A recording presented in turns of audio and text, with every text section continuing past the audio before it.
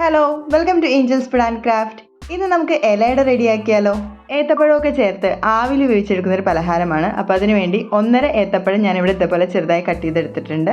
2 table spoon നെയ്യ് ചേർത്ത പാനിലേക്ക് ഈ ഏത്തപ്പഴം നമുക്ക് ചേർത്ത് കൊടുക്കാം. എന്നിട്ട് ഇത് നല്ലപോലെ ഒന്ന് വഴറ്റിയെടുക്കാം.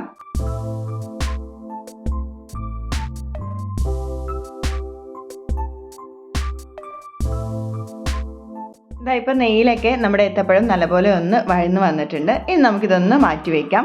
ഈ പാനിലേക്ക് നമുക്ക് ശർക്കര ഉരുക്കിയത് ചേർത്ത് കൊടുക്കാം. അപ്പോൾ ഞാൻ ഓൾറെഡി ശർക്കര ഉരുക്കി വെച്ചിട്ടുണ്ട്. അപ്പോൾ ഒരു 1/3 കപ്പ് ശർക്കര ഉരുക്കിയത് നമുക്കിതിലേക്ക് ചേർത്ത് കൊടുക്കാം. ഇത് നല്ലപോലെ തിളച്ച് വരുമ്പോഴേക്കും ഇതിലേക്ക് 1 കപ്പ് തേങ്ങ ചിരകിയത് ചേർത്ത് കൊടുക്കാം. എന്നിട്ട് നമുക്ക് നല്ലപോലെ ഇതൊന്ന് മിക്സ് ചെയ്ത് ചേർക്കാം. നമ്മുടെ ശർക്കരയും തേങ്ങയൊക്കെ നല്ലപോലെ മിക്സായി വരുമ്പോഴേക്കും ഇതിലേക്ക് 5 ഏലക്ക പൊടിച്ചത് നമുക്ക് ചേർത്ത് കൊടുക്കാം. കൂടെ തന്നെ ഒരു നുള്ള് ഉപ്പ് കൂടി നമുക്ക് ഈ സമയത്ത് ചേർത്ത് കൊടുക്കാം. എന്നിട്ട് നമുക്ക് വീണ്ടും നല്ലപോലെ ഒന്ന് മിക്സ് ചെയ്ത് ചേർത്ത് കൊടുക്കാം. ഈ സമയത്ത് നമുക്ക് ഇതിലേക്ക് 1 ടീസ്പൂൺ നെയ്യ് കൂടി ചേർത്ത് കൊടുക്കാം. എന്നിട്ട് നമുക്ക് വീണ്ടും നല്ലപോലെ ഒന്ന് മിക്സ് ചെയ്ത് ചേർക്കാം.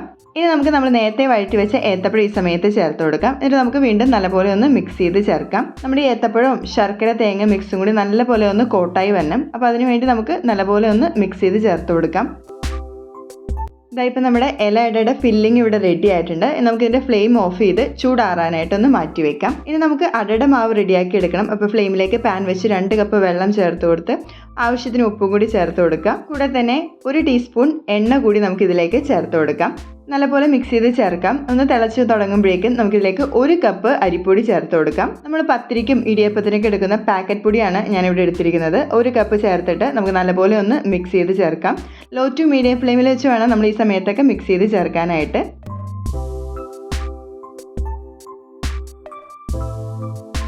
ഇപ്പോൾ നമ്മുടെ മാവൊക്കെ ഇവിടെ റെഡി ആയിട്ടുണ്ട്. നമുക്കിതൊന്ന് ചൂടാറാനായിട്ട് മാറ്റി വയ്ക്കാം. ഇനി നമുക്ക് വാഴയില റെഡിയാക്കി എടുക്കാം. അപ്പോൾ അതിന് വേണ്ടി ഇതേപോലത്തെ സൈസിൽ ഞാൻ കട്ട് ചെയ്തെടുത്തിട്ടുണ്ട്. എന്നിട്ട് നല്ലപോലെ കഴുകി തുടച്ചെടുത്തേക്കുന്നതാണ്. ഞാൻ ഓരോ പീസ് എടുക്കുമ്പോഴും കുറച്ച് നെയ്യ് ഒന്ന് തടയിയതിന് ശേഷം നമുക്ക് മാവ് ഇതേപോലെ വെച്ച് നല്ലപോലെ കൈകൊണ്ട് തന്നെ ഒന്ന് പരത്തി കൊടുക്കാം. ഇതേപോലെ കൈകൊണ്ട് തന്നെയാണ് നമ്മൾ ഫുള്ളൊന്ന് പ്രസ് ചെയ്ത് കൊടുക്കുന്നത്. എന്നിട്ട് ഇതിൻ്റെ ഒരു പോർഷനിലായിട്ട് നമ്മൾ ഇതേപോലെ ഫില്ലിങ് വെച്ച് കൊടുക്കുന്നുണ്ട്. നമ്മൾ ഏത്തപ്പഴം ശർക്കരയും തേങ്ങയും കൂടി ഇട്ട് ഫില്ലിങ്. എന്നിട്ട് ഇതേപോലെ നമുക്കൊന്ന് പ്രസ് ചെയ്ത് കൊടുക്കാം. എല്ലാ വശത്തും ഒട്ടുന്ന രീതിയിൽ നമുക്കൊന്ന് പ്രസ് ചെയ്ത് കൊടുക്കാം. ഇങ്ങനെ തന്നെ നമുക്ക് ബാക്കിയെല്ലാം ഒന്ന് റെഡിയാക്കി എടുക്കാം. ശ്രദ്ധിക്കേണ്ട ഒരു കാര്യം എന്ന് വെച്ചാൽ നമ്മൾ വാഴ ഇതേപോലെ ഒന്ന് മടക്കി എടുക്കുമ്പോൾ എല്ലാ വശവും ഒന്ന് പ്രസ് ആയിട്ടുണ്ടെന്നുള്ളത് ശ്രദ്ധിക്കുക. ഇപ്പോൾ നമ്മളെല്ലാം തന്നെ ഇതേപോലെ ഒന്ന് സെറ്റ് ചെയ്തെടുത്തിട്ടുണ്ട്. ഇനി നമുക്ക് നേരെ ഇഡ്ഡലി പാത്രത്തിൻ്റെ തട്ടിലേക്ക് വെച്ച് കൊടുക്കാം.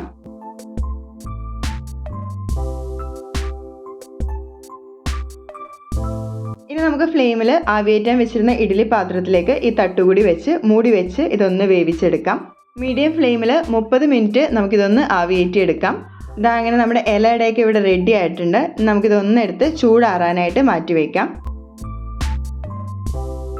ചൂടാറിയതിന് ശേഷം നമുക്കൊരു സെർവിങ് പ്ലേറ്റിലേക്ക് മാറ്റാം. ഇത്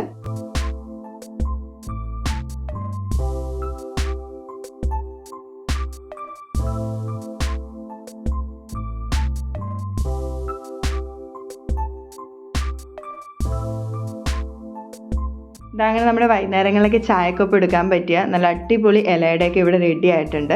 നല്ല സോഫ്റ്റും നല്ല ടേസ്റ്റി ആയിട്ടുള്ള ഇലയുടെയാണിത്. അപ്പോൾ എല്ലാവരും ഒരു പ്രാവശ്യമെങ്കിലും തീർച്ചയായും ഇതേപോലെ ഒന്ന് ട്രൈ ചെയ്ത് നോക്കുക. അടുത്ത റെസിപ്പി ആയിട്ട് കാണുന്നവരേക്കും ബൈ. Thanks for watching.